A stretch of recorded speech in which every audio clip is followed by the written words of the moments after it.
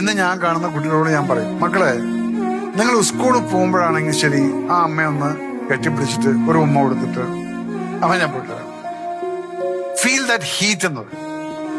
എങ്കിൽ നിങ്ങൾ ഒരിക്കലും ഈ സമൂഹത്തിൽ തെറ്റ് ചെയ്യില്ല. ഇത് ഞാൻ അനുഭവിച്ചാണ്. പിന്നെ അമ്മ മരിച്ചതിന് ശേഷം പിന്നെ ഞാൻ നാട്ടിൽ പോകുന്നു, ഗേറ്റ് പോലും തുറന്നിട്ടുണ്ടാവില്ല. നമ്മൾ ഇറങ്ങി ഗേറ്റ് തുറക്കും. പിന്നെ വീട്ടിലെ അങ്ങോട്ട് നോക്കുന്ന സമയത്ത് ഒരു ഇരുട്ട് പോലെയാണ് മിസ് ചെയ്യുന്നതാണ്. റൂമിലോട്ട് നിങ്ങളുടെ ബെഡ്ഷീറ്റ് മാറ്റിയിട്ടുണ്ടാവില്ല. നമ്മൾ അവിടെ നിന്ന് എടുത്തിട്ട് ബെഡ്ഷീറ്റ് മാറ്റണം. ബാത്റൂമിലേക്കല്ലോ തോർത്തുകൊണ്ട് വൃത്തിയായിട്ട് അവിടെ വെച്ചിട്ടുണ്ടാവില്ല. എണ്ണ ഉണ്ടാവില്ല തേക്കാൻ. നമുക്ക് വേണ്ട ഭക്ഷണം അവിടെ കാണില്ല. കാലത്ത് ചായ നമ്മൾ കയറി ഉണ്ടാക്കണം.